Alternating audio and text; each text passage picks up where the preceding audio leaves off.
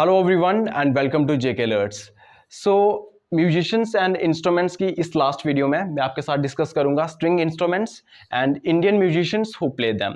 सो अभी तक मैं 3 तरह के इंस्ट्रूमेंट्स आपके साथ डिस्कस कर चुका हूं, that is solid instruments, wind instrument and percussion instruments. So जिन लोगों ने वो वीडियोस नहीं देखी हैं, आई रिक्वेस्ट कि वो जाके सबसे पहले उनको देखें। क्लियर? सो स्ट्रिंग इंस्ट्रूमेंट्स में सबसे पहले मैं आपको बताऊंगा कि स्ट्रिंग इंस्ट्रूमेंट्स कौन कौन से हैं एंड देन फिर हम उनके फेमस प्रोपोनेंट्स के बारे में बात करेंगे। क्लियर? सो स्ट्रिंग इंस्ट्रूमेंट्स में संतूर आता है, सरोद आता है, गिटार आता है, मैंडोलिन आता है, वीणा आता है, मोहन वीणा आता है, रुद्र वीणा आता है, सुरबहार आता है। नेक्स्ट वाली स्लाइड में मैं आपको बताऊंगा सितार आएगा, सारंगी आता है और वायलिन आता है। तो ये सारे के सारे स्ट्रिंग इंस्ट्रूमेंट्स हैं।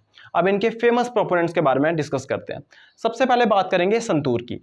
ऐसा माना जाता है कि संतूर जो है इसका ओरिजिन जो है वो कश्मीर से है, इसलिए जितने भी फेमस प्रोपोनेंट संतूर के हैं वो सारे के सारे कश्मीर से बिलोंग करते हैं या कश्मीरी लोग होंगे। क्लियर? जैसे कि इनमें से कुछ फेमस नाम है पंडित शिव कुमार शर्मा और उनके बेटे राहुल शर्मा, ये बहुत फेमस प्रोपोनेंट्स है संतूर के। भजन सपोरी और उनके बेटे अभय सपोरी, उल्लास बापट और तरुण भट्टाचार्य। तो ये कुछ फेमस जो प्रोपोनेंट्स हैं जो आपको याद रखने हैं संतूर से रिलेटेड, वो ये हैं। क्लियर? आपको एक भी नाम स्किप नहीं करना है। नेक्स्ट है सरोद। सरोद में फेमस प्रोपोनेंट आपको पढ़ना है अमजद अली खान।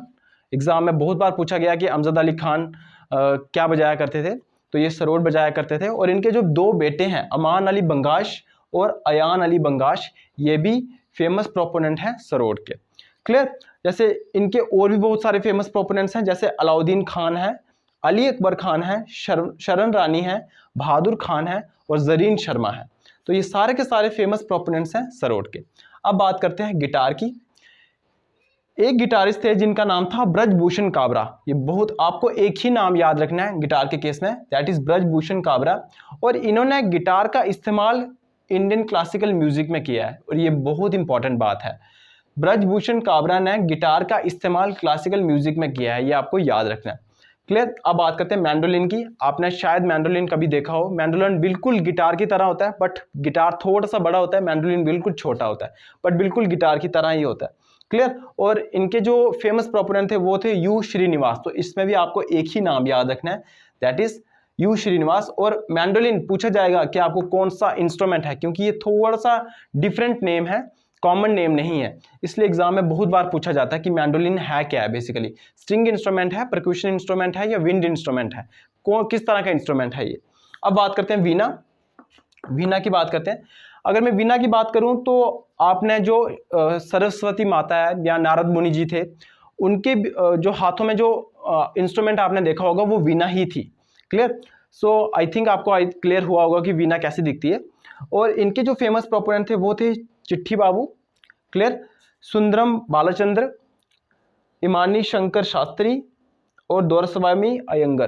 क्लियर? जैसा कि मैंने आपको बताया था वीणा जो है वो कार्नेटिक म्यूजिक में यूज की जाती है, इसलिए इनके जो सारे के सारे जो फेमस प्रोपोनेंट्स हैं वो साउथ इंडिया के हैं, इसलिए इनके नाम भी थोड़े से डिफरेंट हैं। एक बार मैं दोबारा बता देता हूं आपको। चिट्ठी बाबू है, सुंदरम भालाचंद्र हैं, क्लियर, इमानी शंकर शास्त्री हैं और दोरस्वामी अयंगर हैं। क्लियर? तो ये आपको नाम याद रखने हैं वीणा के। अब बात करते हैं मोहन वीणा। क्लियर? मोहन वीणा बेसिकली पंडित विश्वा मोहन भट्ट, इन्होंने ही इन्वेंट की थी, इन्होंने ही बनाई थी, तो इनके ये इन्वेंटर भी हैं। क्लियर? मोहन वीणा के। और इनको ग्रैमी अवार्ड भी मिला है। तो जितने म्यूजिशियंस को ग्रैमी अवार्ड मिला है वो आपको सारे के सारे याद रखने हैं, और खासकर मोहन वीणा वाला। मोहन वीणा को किसने इन्वेंट किया था? पंडित विश्वा मोहन भट्ट ने, और यही उनके इन्वेंटर हैं। क्लियर? मोहन वीणा के। और इनको ग्रैमी अवार्ड भी मिला है, मतलब ये ग्रैमी अवार्ड विनर हैं। अब बात करते हैं रुद्र वीणा की। रुद्र वीणा बिल्कुल वीणा की तरह ही होती है, बट इसको आप डबल साइडेड वीणा कह सकते हो। मतलब वीणा में जो आपको दिखेगा गोल वाला पोर्शन वो दोनों साइड में होगा, रुद्र वीणा में वो दोनों केस में होगा। क्लियर? दोनों साइड में वो गोल वाला पोर्शन आपको देखने को मिलेगा। और अगर आपको किसी को देखना है तो आप गूगल कर सकते हो। ये डबल साइडेड वीणा होती है। और इनके जो फेमस प्रोपोनेंट्स हैं वो है असाद अली खान, ज्योति हेगड़े। और बेसिकली रुद्र वीणा विलुप्त होती जा रही थी। विलुप्त कहने का मतलब बहुत कम लोग थे जो रुद्र वीणा को बजाया करते थे। तो फिर जया मोइनुद्दीन डागर ने इसको रिवाइव किया बेसिकली। तो ये बहुत इंपॉर्टेंट बात है, जया मोइनुद्दीन डागर, ये नाम आपको याद रखना है। क्लियर। अब बात करते हैं सुरबहार की। ये बिल्कुल सितार की तरह मिलता जुलता है सुरबहार, और इनके फेमस प्रोपोनेंट्स हैं अन्नपूर्णा देवी, इमरत खान और इरशाद खान। तो अभी डिस्कस करते हैं सितार, सारंगी और वायलिन। सो स्टार्ट करते हैं सितार से।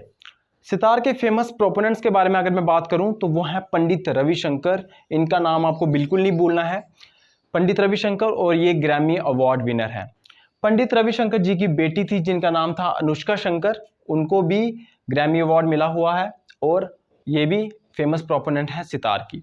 और इनके अलावा कुछ और नाम हैं जो आपको याद रखने हैं, दैट इज़ निखिल बनर्जी, ये भी बहुत इंपॉर्टेंट है, अरविंद पारिक है, अब्दुल हलीम जाफ़र खान है, उस्ताद विलायत खान है, और उस्ताद इमरात खान है। क्लियर। तो ये कुछ नाम हैं जो आपको याद रखने हैं सितार से रिलेटेड। और ऐसा माना जाता है कि जो सितार है और जो तबला है बेसिकली अमीर खुसरो ने इनको इन्वेंट किया है, ऐसा माना जाता है। अब बात करते हैं सारंगी की। सारंगी में कुछ नाम हैं जो आपको याद रखने हैं, दैट इज़ पंडित राम नारायण, ध्रुव घोष, सुरेंद्र संधू, उस्ताद सुल्तान खान, उस्ताद बुंदू खान और रमेश मिश्रा। क्लियर। जैसा कि मैंने आपको कहा था, थोड़ा ये टॉपिक जो है टफ है क्योंकि इसमें आपको बहुत सारी चीज़ें याद रखने के लिए आएंगी। क्लियर। सो लास्ट में है वायलिन। वायलिन के फेमस प्रोपोनेंट्स हैं, that is M Gopala Krishnan, Lalgudi Jayaraman, T N Krishnan, M Rajam, M Chandrasekhar और विष्णु गोविंद जोग। क्लियर। तो ये कुछ फेमस प्रोपोनेंट्स हैं वायलिन के। सो इसी के साथ ये टॉपिक कंप्लीट होता है। जस्ट हाँ, ये थोड़ा सा टॉपिक जो है वो टफ है, बट इसको जब आप बार बार रिवाइज करेंगे तो ऑफ कोर्स ये चीज़ें आपको याद हो जाएंगी। क्लियर। सो इसी के साथ इस वीडियो को ख़त्म करते हैं, मिलते हैं नेक्स्ट वीडियो में। Till then good bye.